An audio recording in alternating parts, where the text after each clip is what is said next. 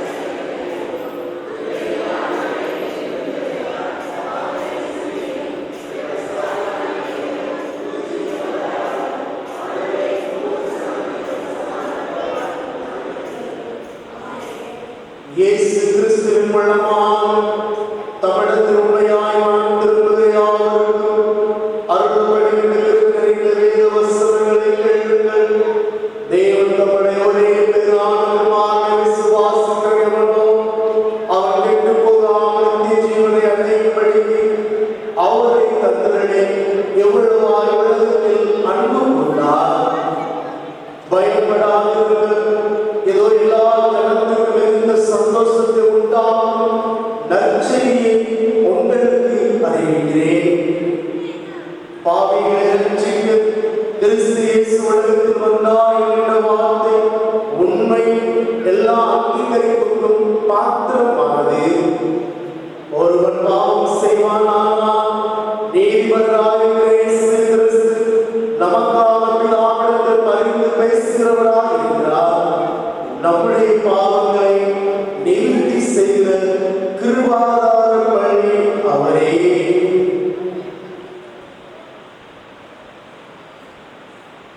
நம்முடைய பரமபிதாவாகிய சர்வவல்லமையுள்ளவரோடு ஒத்தும மனஸ்தாபத்தோடு உண்மையான விசுவாசத்தோடு தம்மிடத்துக்கு மனம் திரும்பி தங்கள் சகோதர சகோதரி குற்றங்களை மன்னிக்கிற யாவருக்கும் பாவ மன்னிப்பை அருளச் செய்வோம் என்று மிகுந்த இரக்கமாய் வாக்குத்தத்தம் செய்திருக்கிறார். அவர் நம்முடைய கர்த்தராகிய இயேசு கிறிஸ்து நிமித்தம் உங்களுக்கு இறங்கி உங்கள் பாவங்கள் எல்லாவற்றையும் மன்னித்து அவைகள் உங்களை விடுதலையாக்கி சகல நன்மைகள் உங்களை உறுதிப்படுத்தி நிலைநிறுத்தி உங்களை நித்திய ஜீவன் வரையில் சேர்ப்பாராக.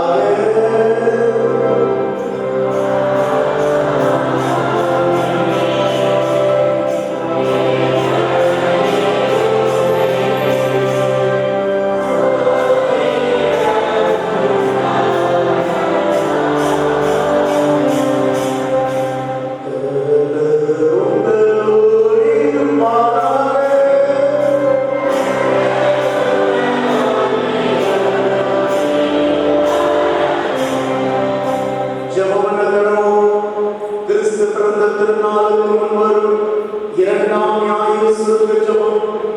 இயேசு தரும் விடுதலை.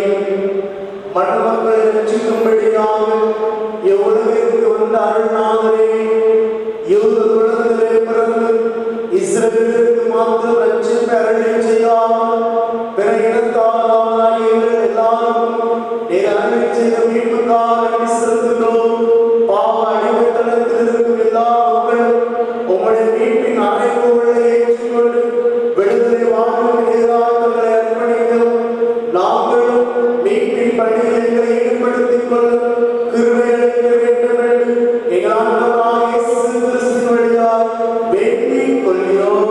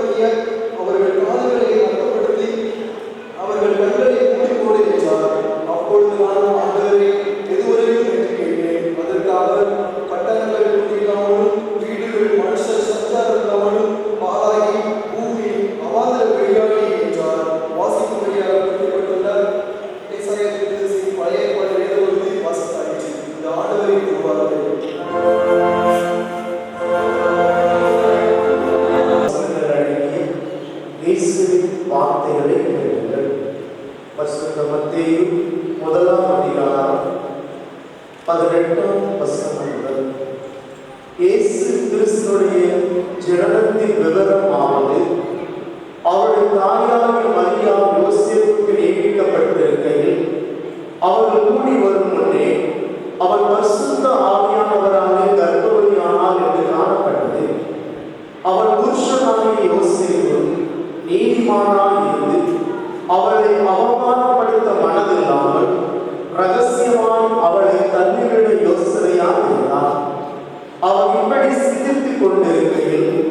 கர்த்தருடைய தூதன் சொப்பனத்தில் அவனுக்கு காணப்பட்டு, தாவீதின் குமாரனாகிய யோசேப்பே, உன் மனைவியான மரியாதை சேர்த்துக் கொள்ள ஐயப்படாதே.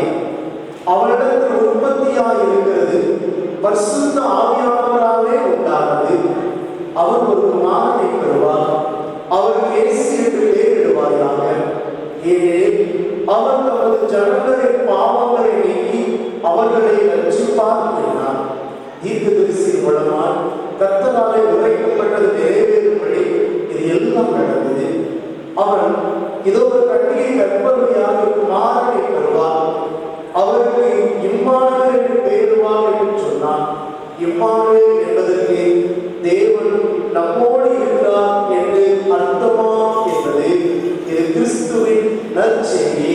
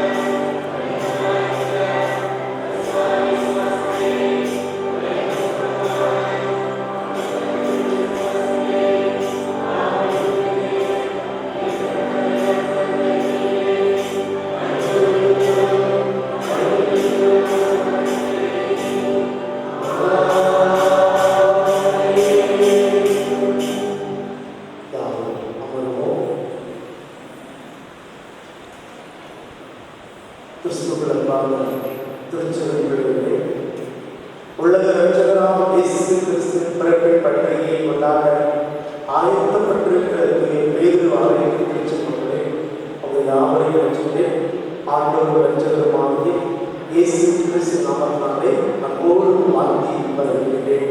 இந்த பரிசுத்த நாளை பரிசுத்தமாய் ஆசிரியர்களுக்கு அவர் சமூகத்தில் பயபக்தியோடு வந்திருக்கிற ஒவ்வொரு பேரும் தேவனுடைய வருகிறோம், தேவனை நன்மை நினைச்சுவதாக நம் மீதும் நம் வீட்டுக்கு நினைச்சுவதாக அறிவிப்பதாக.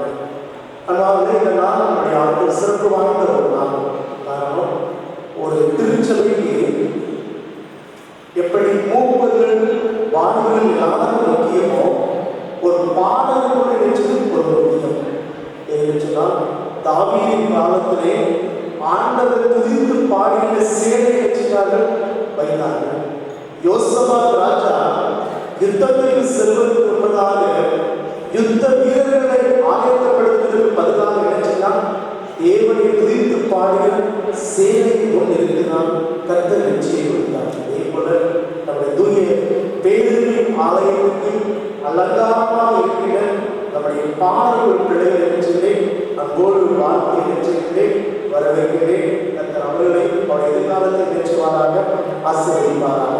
இந்த நாளிலும் நம்முடைய பாடல் குழுவினரில் கேரள சர்வீஸ் மற்றும் வயசு சஞ்சாவை நினைச்சுகிறோம், ஆசிரியர்களோம். இப்பொழுது முதலாவது நினைச்சுவார்கள். ஒரு 4 பாடலை பாடுவார்கள். தொடர்ந்து அதை முடித்து அடுத்த ஒரு 2 பாடல் நிகழ்ச்சியாக பாடுவார்கள். எனவே நம்முடைய அன்பு பிள்ளைகள் நிகழ்ச்சியிலே அன்போடு முன்பதாக வருகின்றேன். அவர் நம்ம நிகழ்ச்சியாளர்கள் சிறப்பு பாடலை பாடி நம்ம நிகழ்ச்சியாளர்கள் தேவன் நிலையாக நடத்துவார்கள். இது வெறும் காட்சி கொண்டு அல்ல, நாம் அருள் காட்சியை சென்ற பொழுது அழகா இருக்குது நல்லா இருக்குது சொல்லி பார்த்துட்டு வருவதற்கான ஆராதனை அல்ல.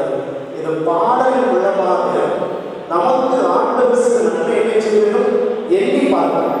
பின்னாடி இருக்கிறவங்களாம் பேசப்படாது பக்கத்தில் இதுதான் நமக்கு சமயம் சொல்லி பேசிக்கொண்டே இருக்கிறார். ஆலயத்தில் எவர்களும் அமர்ந்திருந்து யோசித்து பாருங்கள். கடவுளை முதல் இந்த 4 முறை நடத்துவதை நினைத்து பாருங்கள். அந்த பாடலோடு இணைந்து வாழ்க்கையை ஒப்பிட்டு பார்த்து கர்த்தர் நினைச்சவராக ஆசீர்வதிப்பார்கள்.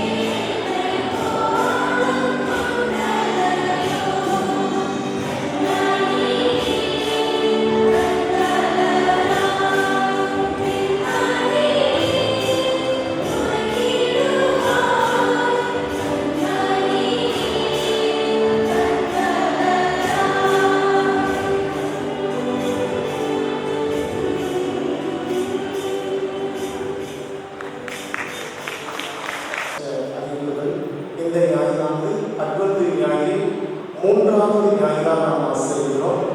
இயேசு தரும் விடுதலை. நாம் எடுத்துக்கொள்வோம். யோவான் சுவிசேஷம் 8ஆம் அதிகாரம் 36ஆம் வசனம். யோவான் 8ஆம் அதிகாரம் 36ஆம் வசனம். ஆகையால் குமாரன் உங்களை விடுதலையாக்கினால் மெய்யாகவே விடுதலை ஆகியோம். சிறுவர்கள் எல்லாம் விடுதலை சொல்லலாம். திருவசனம் படித்த சிறுவர்கள் அனைவரும் எழுந்திருந்து இந்த நாளுக்கான திருவசனத்தை சத்தமாக சொல்லலாம்.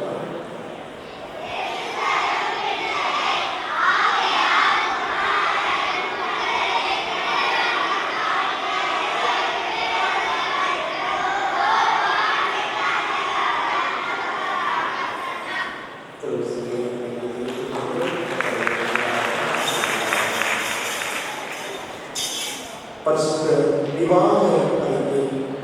தென்னிந்திய திருச்சபை திருவெளி திருமணம் ஆசீர்வாதம் சேகரம் ஆசீர்வாதம் அறிந்து பேரு ஆலய சபையைச் சேர்ந்த திரு டி செல்வராஜ் மற்றும் திருமதி எல்சி இவர்களின் குமாரன் எஸ் ஜோசப் ராஜ்யம் திருவெளி திருமண்டலம் அண்ணாநகர் சேகரம் ஆலமரம் அண்ணாநகர் சபையை சார்ந்த திரு டி ராஜசேகர் மற்றும் திருமதி ஆர் அனிதா ஜீவரத்னம் இவர்களின் குமாரதி ஆர் செல்வப்பிரியாவும் பரிசுத்த விவாகம் செய்து கொள்ளப் போகிறார்கள் என தெரிவிக்கிறேன். இவர்களை பரிசுத்த விவாகத்தில் சேர்க்கக்கூடாத நியாயமான தடையாவது காரணமாவது கொண்டது யாராயிரம் அறிந்திருந்தால் அதை சேர்க்க குழுவானவருக்கு எழுத்து மூலம் தெரிவிக்கிறோம். இது இவர்களுக்கு முதல் நாள் அறிக்கை. திருமணத்தை வைத்துக் கொள்கிற தங்கள் மகன் ஜோசப் ராஜ் எழுதுவதற்கும் உங்களுக்காக சிறப்பு ஜெபம் கொடுக்கிறார். நாம் யாவரும் பிள்ளைகளுக்காக ஜெபம் செய்வோம். நன்மையான ஈவுகள் ஏற்படுகிற நன்மைகள் ஆண்டவரே, மனிதனுக்கு ஏற்ற துணையை ஆதியிலே உருவாக்கிய ராஜாவே, எங்கள் திருச்சபை அன்பு மகன் ஜோசப் ராஜுக்கு ஏற்ற மகள் ஆண்டவரே செல்வ பிரியாவை ஏற்படுத்தி கொடுத்திருக்கிறேன். இந்த காரியம் கர்த்தரால் வந்தது. நீ உம்மாவே அம்மாவுடைய பிள்ளைகளுக்கு இணைக்க சித்தப்படுத்தி உமக்கு நாங்கள் சொல்கிறோம். தங்கள் பிள்ளைகளுக்கு ஆயத்தப்படுத்தும் பரிசுத்தப்படுத்தும் இல்லற வாழ்க்கைக்கு தேவையான எல்லா தெய்வீக சூழ்நிலைகளும் ஆலோசனை கர்த்தர் பரிசுத்தம் கொடுக்கிறார். அவருடைய குடும்பத்துக்கு தேவையானவற்றை இப்போதை மட்டும் வைத்திருக்கிறேன். அந்த திட்டத்தை படியாக நடத்தி கொடுக்கிறார். திருமணத்தை பெற்று இருமண வீட்டார் கழிக்கிற பிரயாசங்கள் முயற்சிகள் ஓடுகின்ற ஓட்டங்கள் செல்கின்ற பிரயாணங்கள் தேவைகள் எல்லாமே தங்களுக்கு பாதுகாப்புகளும் கலப்படுத்தும் ஆசிரியர் இயேசு நாமத்தில் பிதாவே. அம்மாவே நாம் இந்த ஞாயிறை அமைச்சிருந்தோம். நம்முடைய பாடல்குழு ஞாயிறை மற்றும் பாடல்குழு கேரளஸ் அப்படின்னு ஆசிரியர்களோம். எனவே அவர்கள் நாங்கள் திருச்செப்பிள்ளைகள் சும்மா விடமாட்டோம் என்று சொல்லி ஆலய ஆராதனை முடிவுகளும் அனைவருக்கும் வெளிச்சிருக்கிறார்கள். ஒரு கேக் நிகழ்ச்சியாளர் ஆயத்தம் செய்து வைத்திருக்கிறார்கள். எனவே அனைவரும் நிகழ்ச்சிகள் ஆலய ஆராதனை கடைசி வரை உட்கார்ந்து சொல்லி அதோடு கேட்டுக் கொள்கிறோம். ரொம்ப நேரமாக கரெக்டாக 11 நிமிஷம் வழக்கம் போல் நிமிஷமும் முடித்து விடுவோம். எனவே அனைவரும் பேசாமல் அமர்ந்திருந்த நிகழ்ச்சிகள் இந்த ஆராதனை கொண்டு உங்களை நான் நிகழ்ச்சி கேட்டுக் கொள்கிறேன். கடந்த ஒரு மாதமாகவே தனக்கு இரவுடன் பாராமல் பகலிலே பள்ளிக்கும் பகலிலே வேலைக்கும் சென்று இரவில் 10:30 வரைக்கும் உட்கார்ந்து வச்சுட்டார்கள். நன்கு பிராக்டிஸ் எடுத்திருக்கிறார்கள். அந்த நிகழ்ச்சியை பாராட்டினேன். அவருடைய குடும்பத்தின் தாய்மையை பாராட்டினேன். இன்னும் அவர் உதவியாக நம்முடைய திருச்சபையின் நிர்வாகத்துக்கு நிகழ்ச்சியிலே நன்றி தெரிவித்துக் கொள்கிறேன். நீங்கள் சொன்னால் நம்முடைய பிள்ளைகளுக்கு ஒயர் ட்ரெஸ் நம்முடைய நிர்வாகம் சேர்த்து கொடுத்தது. அதே போல இன்னும் ஒரு வேண்டுகோள் வைக்கிறோம். என்னென்னு சொன்னால் நம்முடைய பிள்ளைகளுக்கு அந்த சீசன் படி அந்த கால ஸ்டோர் இருக்குன்னா இப்போ பிள்ளைங்க கரெக்டாக பண்ணுவாங்க. நம்ம தம்பிமார் நிகழ்ச்சியும் வித்தியாசமாக இருக்கும். அது ஆரம்பத்திலே ஒரே கலராக ஃபிட் பண்ணி அனுப்பிச்சாச்சு. ஆனால் வருகின்ற காலங்களில் நாம் நிகழ்ச்சி வேணும். அந்த வடிவடத்தில் போடப்பட்டிருக்கின்ற அதே ஸ்டோர் நிகழ்ச்சி வேணும். நம்முடைய பிள்ளைகள் தம்பிமாருக்கும் பிள்ளைகளுக்கு வேண்டும். எனவே அது கொடுக்க விரும்புகிற நிகழ்ச்சி தான். நீங்கள் அந்த பிள்ளைகளுக்கு உதவி செய்ய உங்களை நிகழ்ச்சி வேண்டும். அன்போடு நிகழ்ச்சி ஞாபகப்படுத்துகிறோம். இந்த ஸ்டோர் ஒரு ஸ்டோர் அவங்களுக்கு எவ்வளோ நினைச்சுன்னா 1800 ரூபாய். அது ரெண்டு சீசன் பயன்படுத்திக்கிறதா. எனவே இன்னும் ஒரு 2 ஸ்டோர் தேவைப்படுகிறது. எனவே நீங்கள் நினைச்சுன்னா ஊழியர்களை ஆர்வமுள்ளவர்கள்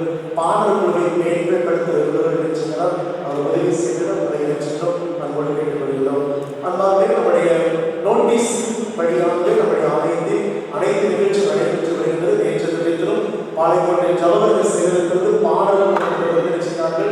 அங்கே சிறப்பு பாடலை பாடி நினைச்சிருக்கார்கள். கிறிஸ்துமஸ் கொண்டாட்டத்தை ஆரம்பித்து இருக்கிறார்கள். நிறைய பங்கு பெற்றீர்கள்.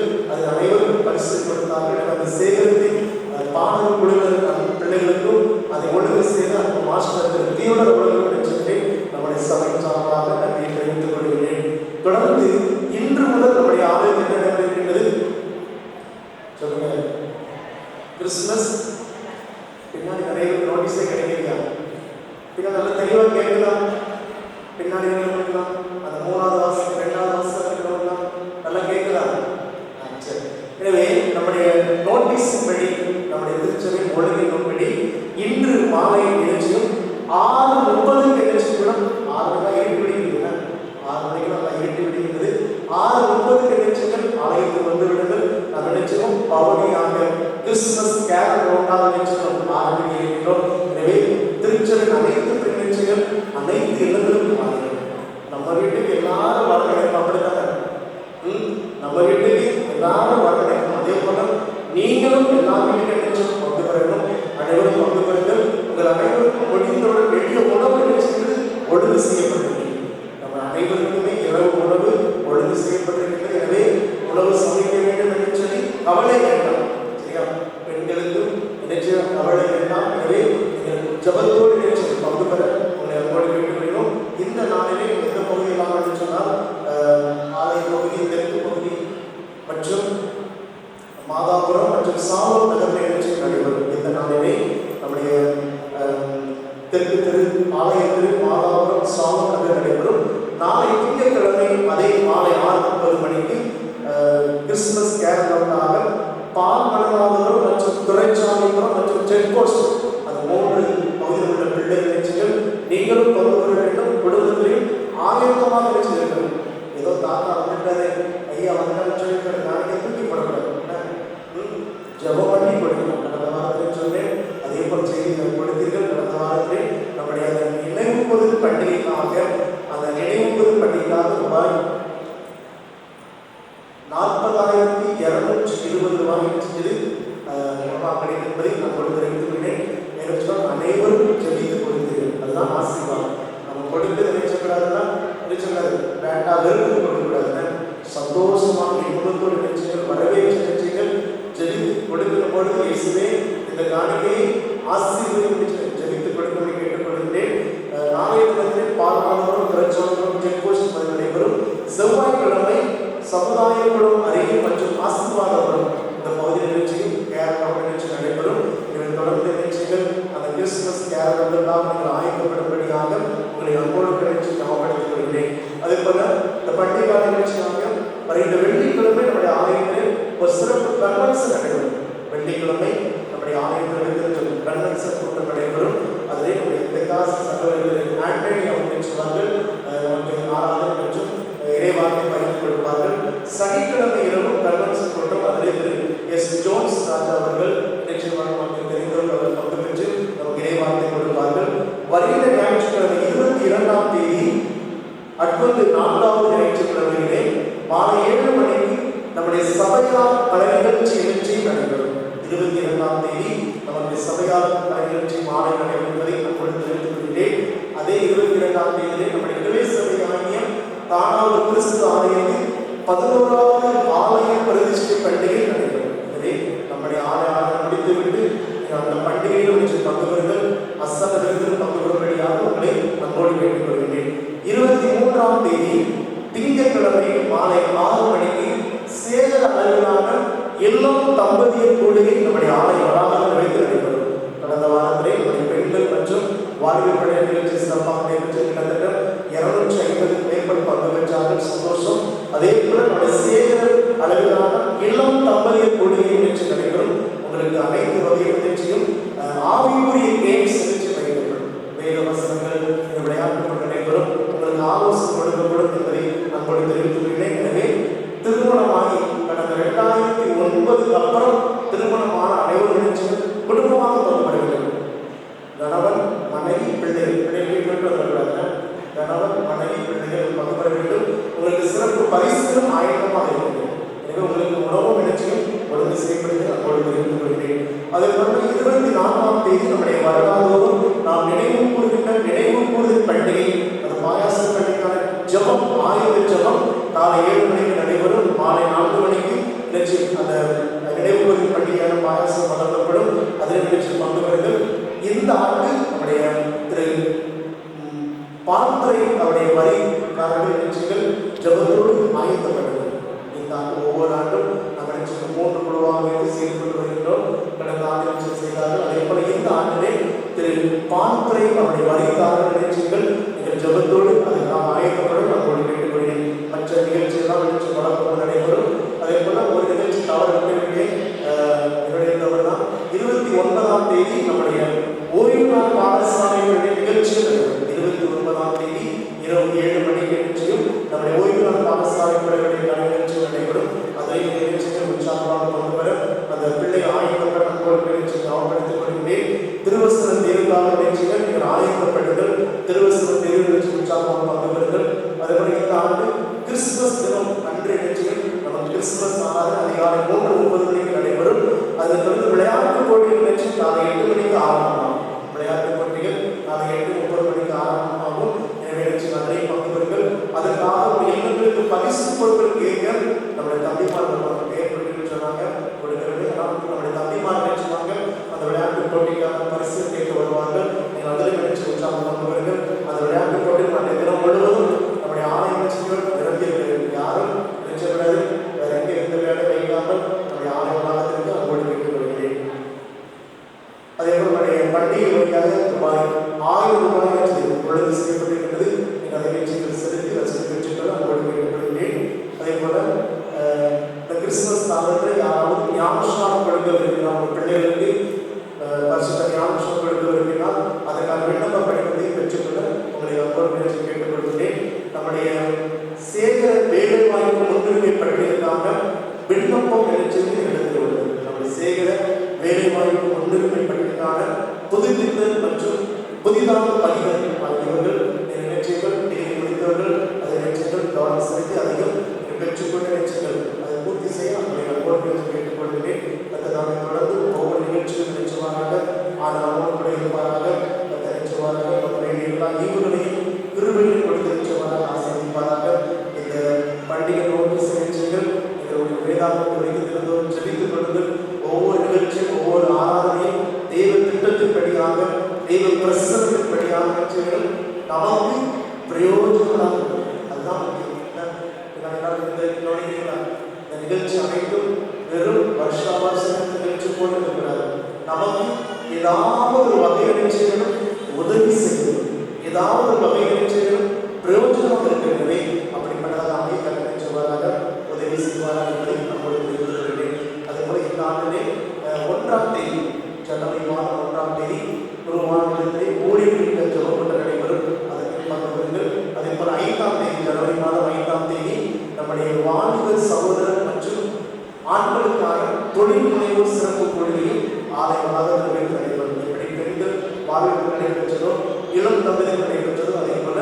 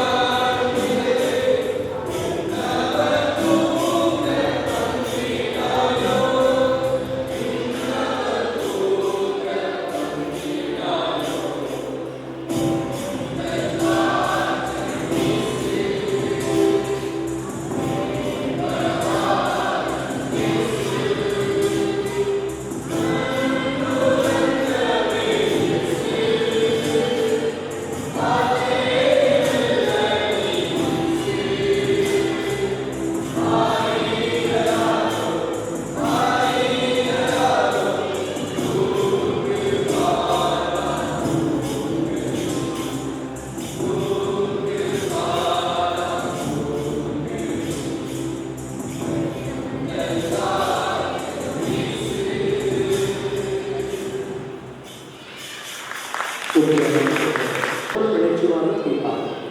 கிறிஸ்துமஸ் மரவிழா நம்ம டிசம்பர் 26 நடைபெறும். அந்த கிறிஸ்துமஸ் மரவிழாவுக்கான டோக்கனை நீங்கள் நினைச்சுங்கள் தேவை கொடுத்து அதற்கான ரூபாய்க்கு சென்றோம் நம்ம கேட்டுக்கொள்கிறேன். அன்பாகவே நாம் கடந்த வாரத்திலே பார்த்தது போல அட்வந்து காலத்தை இடைச்சென்றோம் இருக்கிறோம். இது அட்வந்து காலத்தில் எத்தனாவது வாரம் சொல்லுங்க? 3வது வாரம். அட்வந்து காலத்தில் இது 3வது வாரம். இன்னைக்கு என்ன ஞாயிறு, என்ன ஹேண்டில் முதலாவது வாரத்திலே சொல்லுங்க. ஞாபகம் இருக்கிறதா? பின்னாடி இருக்கும். ஃபர்ஸ்ட் நேச்சுரல் என்ன ஹேண்டில் ஆஃப் ப்ராபஸி. எல்லாருக்கும் மறந்துட்டாங்க, எழுதி சரியா? Candle of prophecy. போன வாரம் என்ன ஹேண்டில்? Handle of Bethlehem. இந்த வாரம் ஹேண்டில் ஆஃப் ஷெப்பர்ட், சந்தோஷத்தின் மெழுகுவர்த்தி, மெய்ப்பர்களின் மெழுகுவர்த்தி என்று சொல்லி இந்த 3வது ஞாயிறு நினைச்சிருந்தோம், ஆசிரியர். அடுத்த ஞாயிறு ஹேண்டில் ஆஃப் ஏஞ்சல்ஸ், தூதர்களின் மெழுகுவர்த்தி. எனவே நினைச்சக்கூடாது, மறக்கக்கூடாது. ஆசீர்வாதம் திருச்சபையா எங்க போனாலும் நினைச்சக்கூடாது. 4 ஹேண்டில் மறக்கக்கூடாது. சரியா? Candle of prophecy, candle of Bethlehem, candle of shepherd, candle of angels. எனவே இந்த 3வது ஹேண்டில் என்ன ஹேண்டில் என்று சொன்னால் ஹேண்டில் ஆஃப் ஷெப்பர்ட், மெய்ப்பர்களின் மெழுகுவர்த்தி. எனவே நாம் காலத்தின் அடிப்படையில் சுருக்கமாக இந்த மெய்ப்பர்கள் குறித்து ஒரு சில காரியத்தை சொல்லி கலந்துள்ளேன். நான் ஒரே வசனத்தை வாசிப்போம். லூக்கா சுவிசேஷம் 2ஆம் அதிகாரம் 8ஆம் வசனத்தை யாரும் சேர்ந்து வாசிப்போம். பரிசுத்த லூக்கா 2ஆம் அதிகாரம் 8ஆம் வசனத்தை நாம் சேர்ந்து வாசிப்போம். அப்பொழுது அந்த நாட்டிலே மெய்ப்பர்கள் வயல்வெளியில் தங்கி ராத்திரியிலே தங்கள் மந்தையை காத்துக் கொண்டிருந்தார்கள். இயேசு கிறிஸ்துவின் பிறப்பின் செய்தியானது முதலாவது யாருக்கு அறிவிக்கப்பட்டது? நான் சொல்றது நல்லா கேட்குதா? நல்லா தெளிவாக கேட்குதுங்களா? எல்லாருக்கும் தெளிவாக கேட்குதுங்களா? ஏன்னா ஆலயத்தில் வந்துவிட்டு ஐயா என்ன பேசுறது தெரியாத நினைச்சது போகக்கூடாது. மெய்ப்பர்களுக்கு நினைச்சது அறிவிக்கப்பட்டது. ஏழையா மெய்ப்பர்களுக்கு அறிவிக்கப்பட்டது. அன்னைக்கு இருந்த இஸ்ரவேல் மக்களிலே, அன்னைக்கு இருந்த ரோமர் சாம்ராஜ்யத்திலே பெரிய பெரிய ஆட்களெல்லாம் இருந்தார்கள். பெரிய பெரிய ஐஸ்வர்யவான்களாக இருந்தார்கள். பெரிய பெரியதான அந்தஸ்து படைத்தவர்களாக இருந்தார்கள். அவர்களெல்லாம் அறிவிக்கப்படாமல் ஏன் எருசலேம் தேவாலயத்தில் இருந்த ஆசாரியருக்கு அறிவிக்கப்படாமல், எருசலேம் தேவாலயத்தில் இருந்த சதுசேயருக்கு அறிவிக்கப்படாமல், பரிசேயர் வேதபாரருக்கு அறிவிக்கப்படாமல் ஏன் மெய்ப்பர்களுக்கு அறிவிக்கப்பட்டது என்பதை நான் சுருக்கமாக சொல்லி நிறைவு செய்திருக்கிறேன். அதாவது இயேசு கிறிஸ்து இந்த பூமியிடம் பிறக்கின்ற பொழுது யூத மக்களுடைய வாழ்க்கை நினைச்சது மிகவும் மிகவும் நினைச்சது ஒரு சொல்ல வேண்டும் என்று சொன்னால் ரோமர் அவர்கள் ஆட்சி செய்து வந்தார்கள். ரோமர்கள் இஸ்ரவேல் மக்களை, யூத மக்களை நினைச்சார்கள், ஆண்டு வந்தார்கள். எனவே யூத மக்களுடைய வாழ்க்கையானது வித்தியாசமாக இருந்தது. யூத மக்களுக்கு இடையே அவருடைய சமுதாயத்திலும் பல ஏற்றத்தாழ்வுகள் இருந்தது. ஏன் ஏற்றத்தாழ்வுகள் என்று சொன்னால் யூதர்களை பொறுத்தவரை நியாயப்பிரமாணம் தான் உயிர். நிறைய பேர் சொல்லுவாங்க எங்களுக்கு சாப்பாடு தான் உயிர்னு சொல்லுவாங்க. அதுதான் நான் சொல்றதுனால புரியுதா? இன்னைக்கு எங்களுக்கு எது உயிர்னு சொல்வார்கள்? எங்களுக்கு பிரதானமான சாப்பாடு தான் சொல்றாங்க. ஆனால் யூதர்களை பொறுத்தவரை அவர்களுக்கு உயிர் எது என்று சொன்னால் நியாயப்பிரமாணம்.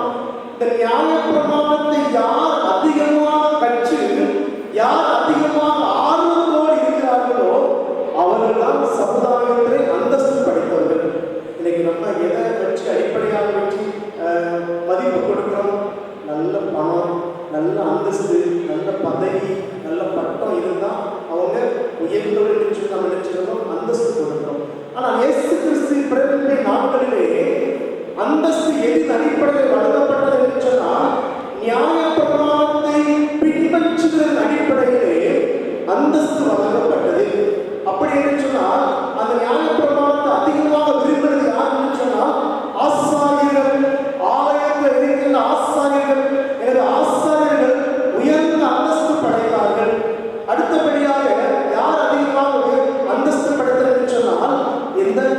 சதுசேயர்கள், ஆலயத்தை அதிகாரம் படைத்தவர்கள் சதுசேயர்கள், அவர்களுக்கு மதிப்பு இருந்தது. மூன்றாவது யாருக்கு இருந்தது என்று சொன்னால் பரிசேயர்களுக்கு இருந்தது. ஜெப ஆலயங்கள், சினகாக் என்று சொல்வார்கள். சினகாக் என்பது எருசலேம் ஆலயம் மட்டுமல்ல, யூதர்கள் 30-40 பேர் எங்கெல்லாம் கூடி இருக்கிறார்களோ அங்கே ஒரு ஆலயத்தை கட்டுவார்கள். அது ஜெப ஆலயம் என்று சொல்லி பெயர். அங்கே பரிசேயர் இருந்தார்கள், அவர்களுக்கு நினைச்சது மதிப்பு இருந்தது. அடுத்தபடியாக வேத பாடலுக்கு நினைச்சது மதிப்பு இருந்தது. எதன் அடிப்படையில் என்று சொன்னால் நியாயப்பிரமாணத்தை பின்பற்றுவதன் அடிப்படையிலே, நியாயப்பிரமாணத்தை கைக்கொள்வதன் அடிப்படையிலே மதிப்பும் அந்தஸ்தும் மரியாதையும் யூத கலாச்சாரத்தில் இருந்தது. இன்றைய காலகட்டத்தில் போல பணத்தையோ அந்தஸ்தையோ பதவியோ வைத்து அல்ல, நியாயப்பிரமாணத்தின் அடிப்படையிலே வித்தியாசங்கள் காணப்பட்டது. எனவே எல்லாரும் ஒதுக்கப்பட்டவர் யார் என்று சொன்னால் இந்த மெய்ப்பர்கள். ஏன் மெய்ப்பர்களை தீட்டாளர்கள் நினைத்தார்கள்? யூதர்கள் மெய்க்கின்ற மெய்ப்பர்களை இவர்கள் ஒதுக்கப்பட்டவர்கள், தீட்டானவர்கள், கீழ் இழந்தவர்கள், இன்னும் அவர்கள் எந்த ஒரு நிகழ்ச்சியும் பங்கு பெறக்கூடாது என்று வைத்திருந்தார்கள். காரணம் என்ன தெரியுமா? மெய்ப்பர்கள் ஒதுக்கப்படுவதற்கு ஒரு இரண்டு காரணம் என்ன என்று சொன்னால், யூத பாரம்பரியத்தின்படி, யூத பிரமாணத்தின்படி, ஞான பிரமாணத்தின்படி ஒரு யூத நிகழ்ச்சி வேண்டும். ஒரு நாளைக்கு 2 முறை ஸ்நானம் பண்ண வேண்டும், 2 முறை நிகழ்ச்சி வேண்டும், குளிக்க வேண்டும். ஆனால் மெய்ப்பதற்கு சாத்தியமா? பகல் முழுவதும் நாமளும் எங்கேயோ கிடந்து நினைச்சுவாங்க, ஆடையை வைப்பார்கள். எந்த ஆடை எங்க வைக்கிறது, எங்க காணாமல் தேடி நினைச்சுவாங்க வைப்பார்கள். எனவே யூத பாரம்பரியத்தின்படி ஒரு யூத நிகழ்ச்சி வேண்டும், ஒரு நாளைக்கு 2 முறை ஸ்நானம் பண்ண வேண்டும். ஆனால் இந்த மெய்ப்பெருமான் அது கூடாத சாத்தியம், முடியாத காரியம். எனவே யூத மக்கள் இந்த மெய்ப்பர்களை தீட்டானவர்கள், ஒதுக்கப்பட்டவர்கள், பாவிகள் என்று சொல்லி ஒதுக்கி தள்ளினார்கள்.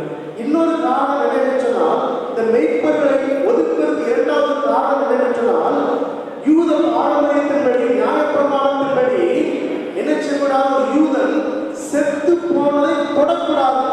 நாம் அந்த நல்ல சமாதி கதையை பார்க்கிறவங்கதான் ஆசாரியர் வந்தால் பக்கமாக விலகி போவான், அடுத்து நேரில் வந்தால் பக்கமாக விலகி போவான். காரணம் என்னன்னு சொன்னால், யூத பாரம்பரியத்தின்படி செத்த ஒரு பொருளை என்ன செய்யக்கூடாது? ஒரு யூதன் தொடக்கூடாது.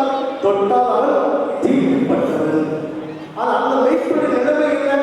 காடு மேடு அடைகின்ற போது நினைச்சுவார்கள், என்னென்ன செத்து கிடக்கிறதோ மிதித்து கடந்து செல்வார்கள். என்ன மெய்ப்பரு மேய்க்கிற தொழிலை திடீர்னு ஆடுகள் இறந்து போய்விடும், அந்த ஆடு நிகழ்ச்சியும் அப்புறப்படுத்த வேண்டும், அதை தொட்டு தூக்கியே ஆக வேண்டும். எனவே இந்த 2 காரணத்தின் அடிப்படையில் தான் மெய்ப்பர்கள் தீட்டானவர்களாக, ஒதுக்கப்பட்டவர்களாக, புறக்கணிக்கப்பட்டவர்களாக, எந்த ஒரு நல்லது கெட்டதிலும் பங்கு பெறாதவர்களாக நினைச்சார்கள், காணப்பட்டார்கள். என்று புரிந்து கொள்ள வேண்டும். மெய்ப்பர்கள் சும்மா ஒதுக்கப்பட்டாங்க சொல்லக்கூடாது. எதற்கு ஒதுக்கப்பட்டாங்க என்று சொன்னால், பாரம்பரியத்தின்படி ஸ்நானம் பண்ண முடியாமல், யூத பாரம்பரியத்தின்படி, நியாயப்பிரமாணத்தின்படி தீட்டானவர்கள் தொடாமல் இருக்க முடியாது. எனவே அவர்களை யூதர்கள் ஒதுக்கி இருக்கிறார்கள். இயேசு கிறிஸ்து பிறக்கின்ற பொழுது மெய்ப்பருடைய வாழ்க்கை மிகவும் கஷ்டகாலமாக இருந்தது. எப்படி இஸ்ரவேல் ஜனங்கள் எகிப்திலே 430 ஆண்டுகள் அடிமைத்தனத்தில் இருந்த பொழுது கண்ணீர் வடித்தார்களோ, எப்படி தேவன் நோக்கி முறையிட்டார்களோ, அழுது புலம்பினார்களோ, அதே போல அந்த மெய்ப்பர் நினைச்சிட்டார்கள், ஊருக்கு வெளியில நினைச்சிட்டார்கள், பெத்லகேம் ஊருக்கு வெளியில நினைச்சிட்டார்கள், நிந்தை அனுபவித்தவர்களாக, பாடுகள் அனுபவித்தவர்களாக, புறக்கணிக்கப்பட்டவர்களாக, ஒதுக்கப்பட்டவர்களாக, தீட்டுப்பட்டவர்களாக இருந்தார்கள். அவருக்கு போய் நான் என்ன செய்தான்? தூதன் என்ன செய்தான்? ஒரு நல்ல செய்தி சொன்னான். என்ன செய்தி சொன்னான்? அங்கே பாருங்கள், பயப்படாதீர்கள், எல்லா ஜகத்துக்கும் மிகுந்த சந்தோஷத்தை உண்டாக்கும் நற்செய்தியை உங்களுக்கு அறிவிக்கிறேன். இந்த மெய்ப்பர்களுக்கு ஒரு நாள் ஒரு நல்ல செய்தியே கிடைக்காது. யூதருடைய குடும்பத்தில் திருமணமா, ஒரு வீட்டில் ஒரு நிகழ்ச்சியா, ஒரு பங்கனா, எந்த ஒரு சுப காரியங்களுக்கு நல்லது கெட்டதுக்கு இந்த மெய்ப்பர் நிகழ்ச்சி முடியாது, பங்கு பெறவே முடியாது. எனவே நல்ல செய்தி எங்களுடைய வாழ்க்கையிலே ஒரு எட்டாத கனியாக இருந்தது. ஒரு விதமான தேவனை பிள்ளைகளே, இந்த நாட்களிலும் நம்முடைய வாழ்க்கையும் அநேக நிலைகளிலே நாம் ஒதுக்கப்பட்ட, புறக்கணிக்கப்பட்ட, அவமானப்படுத்தப்பட்ட, கண்ணீர் விடப்பட்ட, கைவிடப்பட்ட, திட்டப்பட்ட, தீட்டுப்பட்டவர்களாக ஆண்டவரை நம்மை பார்த்து சொல்ல ஒரு காரியம், உங்களுக்கும் நல்ல செய்தி உண்டு, உங்களுக்கும் நல்ல செய்தி உண்டு. வாழ்க்கையில பல போராட்டங்கள் நிமித்தமாக, வாழ்க்கையில பல பிரச்சனைகள் நிமித்தமாக, வாழ்க்கையில் பலவிதமான நெருக்கத்தின் நிமித்தமாக நாம் கிராமத்தோடு மக்களோடு இந்த நிகழ்ச்சிகளை பங்கு பெற முடியாமல் நாம் தவித்து இருக்கப்பட்டதாக இருக்கலாம். நம்மையும் பார்த்து ஆண்டவர் சொல்கிறார், பயப்படாதீர்கள், பயப்படாதீர்கள். அண்ணாதையுடைய பிள்ளைகள், நம்முடைய வாழ்க்கையில் எந்த ஒரு சூழ்நிலை வந்தாலும் அந்த மனதை இணைச்சு விடக்கூடாது, விட்டு விடக்கூடாது, தைரியத்தை விட்டு விடக்கூடாது. இனி நம்முடைய வாழ்க்கை மீண்டும் வர முடியாதோ, மீண்டும் நாம் எழுதி வர முடியாதோ, மீண்டும் நாம் உயர்த்தப்பட மாட்டோம் என்று சொல்லி நாம் மனதை இணைச்சு விடக்கூடாது, சோர்வடை செய்து விடக்கூடாது. அப்படிப்பட்ட இடத்திற்கு ஜனங்களுக்கு தான் மேம்படுத்தி தான் ஆண்டவர் சொன்னார், பயப்படாதீர்கள். ஏன் ஆண்டவர் தூதன் அந்த மேய்ப்பருக்கு செய்தியை சொன்னார் என்று சொன்னால் ஒரு இரண்டு காரணம். என்ன காரணம் என்று சொன்னால், அதாவது மந்தை துருக்கம் என்று சொல்வார்கள்.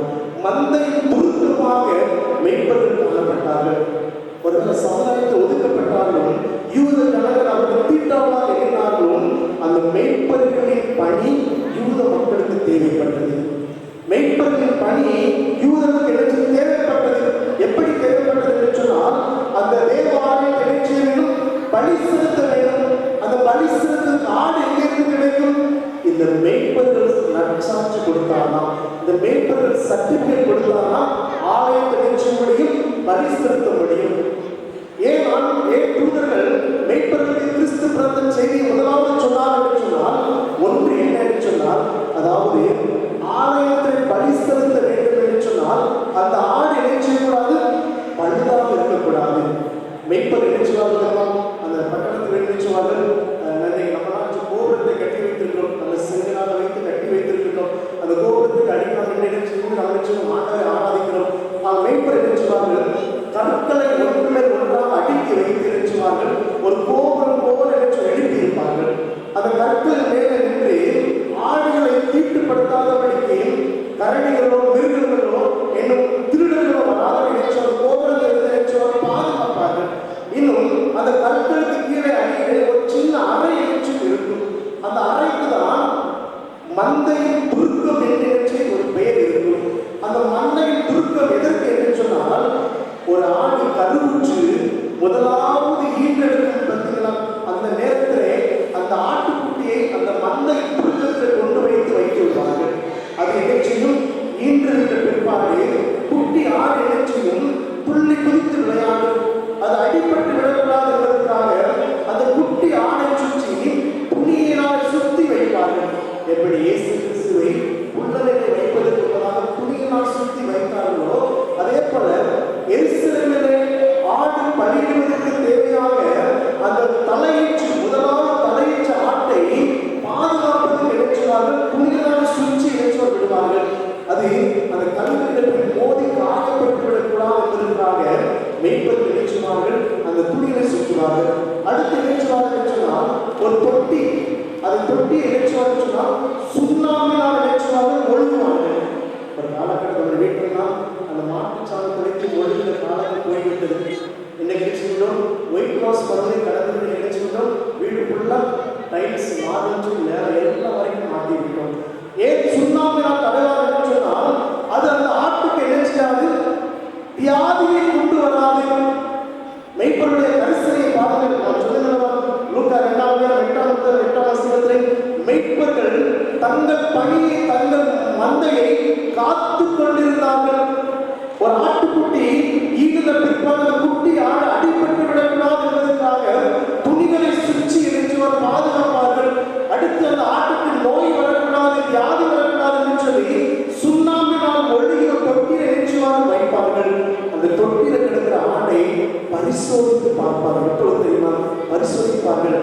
பற்களை பார்ப்பார்கள். முதலாக பல்லுல கரை இருக்கா என்று சொல்லி பார்ப்பார்கள். இன்னைக்கு ரொம்ப பல்லெல்லாம் பார்த்தாங்க, கரைகள் இருக்கு. ஆனால் எருசலேம் ஆலயத்துக்கு ஆட்டுக்குட்டியை கொண்டு வர வேண்டும் என்று சொன்னால் அந்த பழுதற்ற ஆட்டு முதலாவது எதை பரிசோதிப்பார்கள் என்று சொன்னால் பற்களை பரிசோதிப்பார்கள்.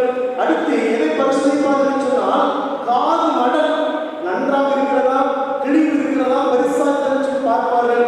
அடுத்து எதை பார்ப்பார்கள் என்று சொன்னால் கால்களை பார்ப்பார்கள், அடிபட்டிருக்கிறதா என்று சொல்லி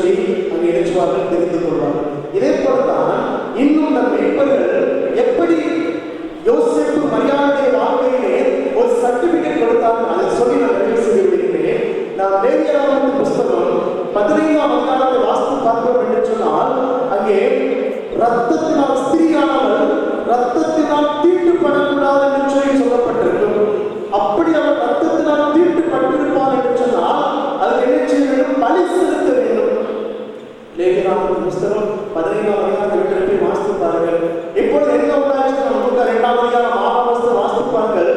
யோசேப்பு மரியாளுக்கு என்ன உண்டாச்சு? கற்ப காலம் நிறைவு வருகின்ற பொழுது குழந்தை பெறுகின்ற சூழ்நிலை வந்துவிட்டது. இப்பொழுது யார் தீட்டுப்பட்டிருக்கிறார்? மரியாள் தீட்டுப்பட்டிருக்கிறார். மெய்ப்பருக்கு ஏன் சொல்லப்பட்டது தெரியுமா? மரியாதை தீட்டுப்பட்டிருக்கிறார். அதாவது யூதர்களை பொறுத்தவரை என்ன செய்வார்கள் தெரியுமா? இந்த கற்ப காலங்களிலே ஒருவேளை வீட்டில் கொஞ்சம் பேர் இருந்தார்கள் என்று சொன்னால் வீட்டில் எல்லாரும் வெளியே அனுப்பி விடுவார்கள். ஒருவேளை வீட்டில் சின்ன பிள்ளைகள் பெரிதாக இருப்பார்கள் என்று சொன்னால் அந்த கற்பம் அந்த குழந்தை பெறுவதற்கு தாய் என்ன செய்வார்கள்? அந்த மந்தையின் துருக்கத்துக்கு அனுப்பி விடுவார்கள். ஏன்னு சொன்னால் ரத்தம் தீட்டானது. அவர் எந்த பொருளை தொட்டாலோ அந்த பொருளும் தீட்டு, வீட்டை தொட்டால் வீடும் தீட்டு, பொருளை தொட்டால் பொருளும் தீட்டு. எனவே இதெல்லாம் தீட்டுப்படக்கூடாதுன்றதுக்காக அந்த பெண்ணை நினைச்சுவார்கள் இந்த மந்தையின் துருக்கத்துக்கு அனுப்பிவிடுவார்கள்.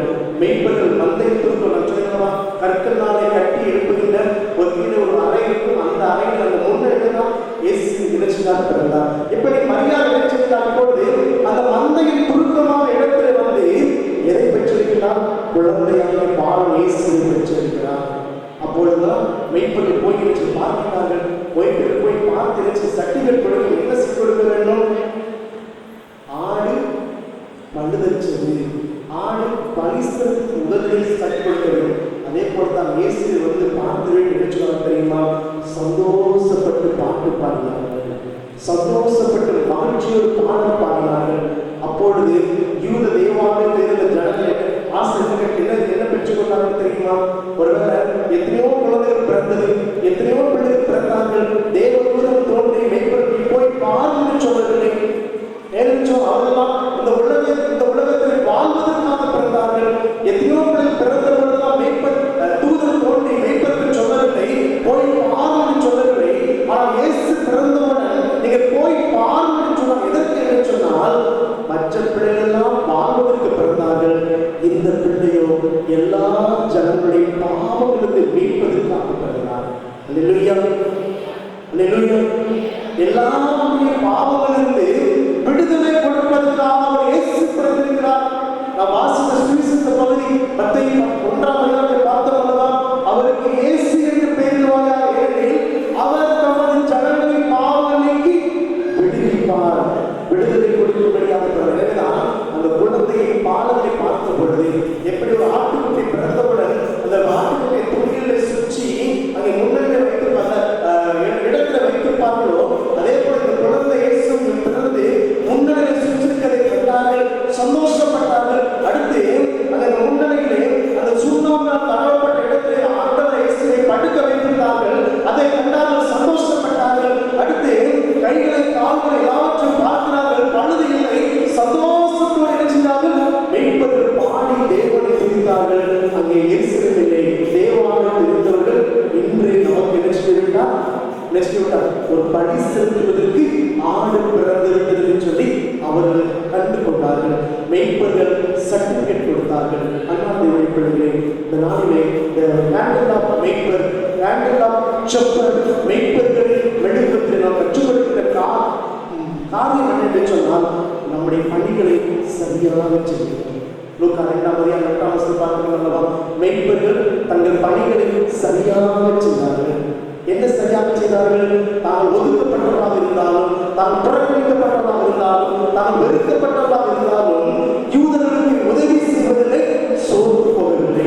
ஒருவேளை நீங்கள் நானும் எந்த இடத்தில் வெறுக்கப்பட்டப்பட்டாலும், எந்த இடத்தில் ஒதுக்கப்பட்டப்பட்டாலும் நம்மளால் என்ன செய்ய முடியுமோ அந்த நன்மையை செய்ய மறக்கக்கூடாது. நாம் ஏன் அவர்களுக்கு செய்ய வேண்டும்? என்ன அசிங்கப்படுத்தினார்கள், என்ன வெட்கப்படுத்தினார்கள், என்ன கேவலமாக பார்த்தார்கள் சொல்லி நாம் நம்மளால் செய்ய வேண்டிய நன்மையை செய்யாமல் இருக்கக்கூடாது. மெய்ப்பர் தங்களுக்கு நியமிக்கப்பட்ட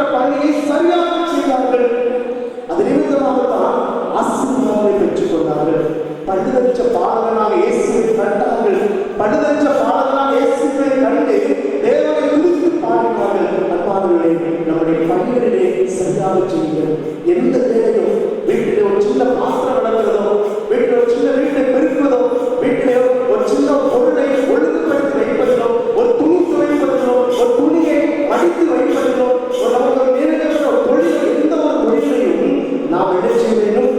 நமக்கு நன்மை தான் மட்டுமல்லாமல் பிறருக்கும் நன்மை உண்டாக செய்ய வேண்டும். நம்முடைய வேலையை சரியாக செய்து பாருங்கள், ஆசீர்வாதம் உண்டு.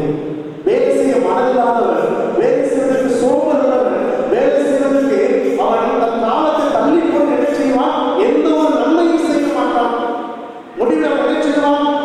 ஆண்டவர் கைவிட்டார் என்று சொல்லி பள்ளியை யாரும் சொல்லுவான், ஆண்டவர் போட்டு விடுவான். அதுதான் சுவாமம்.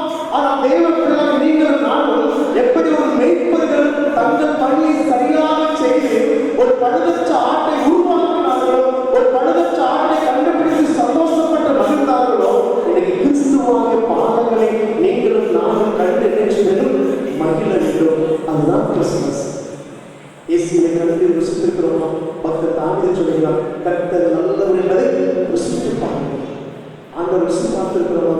அவர் பழுதற்றவர், எனக்காக என்னை மீட்பதற்காக பழுதற்ற கிறிஸ்து எனக்காக பழுதானார் என்று சொல்லி நாம் ருசி பார்த்திருக்கிறோமா?